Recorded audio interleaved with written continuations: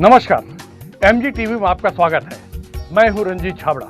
आइए चलते हैं खबरों की ओर। धमतरी में सोमवार को दानीटोला स्थित अंबेडकर भवन में अस्पृश्यता निवारणार्थ सद्भावना शिविर आदिम जाति विभाग द्वारा आयोजन किया गया।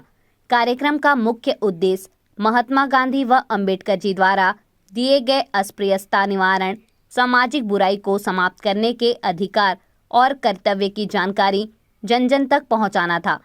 कार्यक्रम में सभी समाज वर्ग के लोग शामिल हुए और सभी एक साथ मिलकर भोजन किया। वहीं कार्यक्रम में मुख्य अतिथि के रूप में रंजना दीपेन साहू, विधायक धमतरी, शामिल हुई। उन्होंने कहा कि अंबेडकर जी, गांधी जी ने समाज में बदलाव की कल्पना की थी, वह आज उनका सपना साकार होते दिख रहा है। ऐसे सद्भावना शिविरों के माध्यम से हमें अपने विचारों का आदान प्रदान करना, निश्चित रूप से उनके साथ में एक साथ भोजन करना और उनके मनोभाव को समझना।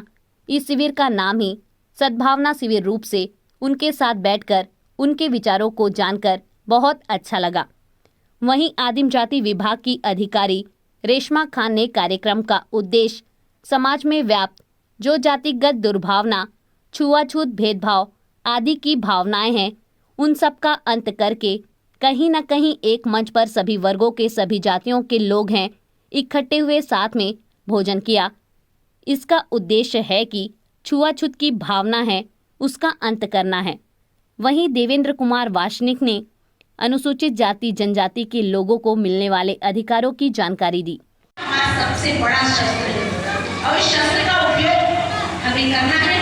निश्चित रूप से ऐसे कार्यक्रमों में हमारे बच्चे यदि आते हैं तो इस कार्यक्रम की शोभा बढ़ती है। कार्यक्रम में वाकई उनका ज्ञान का जो विकास होता है वो निश्चित रूप से आप सभी को मैं बहुत बधाई और शुभकामनाओं के साथ इस आयोजन में जिन्होंने अपनी उपस्थिति दी है, आप सबको भी मैं ढेर बधाई शुभकामनाओं के साथ। सद्भावना जो शिविर है, अपने मनोभाव को हम अच्छा लेकर कहीं पर भी छुआछूत और भेदभाव, ऐसे अस्पृश्यता जैसी भावनाओं को लेकर नहीं, बल्कि समाज और राष्ट्र को कैसे आगे बढ़ाना है, इन्हीं भावनाओं को लेकर हमें काम करना होगा। बोले भारत माता की, भारत माता की। ये जो है प्रतिवर्ष आयोजित होता है और अस्पृश्यता निवारणार्थ सद्भावना शिविर जो है इसका नाम है। और इसका मुख्य उद्देश्य जो है अनुसूचित जाति जनजाति जो अत्याचार अधिनियम होता है उसके संबंध में इसको कम करना है। क्योंकि अनुसूचित जाति जनजाति वर्ग हैं, ये जो है अत्यंत पिछड़े हैं, इनको अपने अधिकारों के बारे में उतनी जानकारी नहीं है। शासन की ओर से 47 अपराध हैं।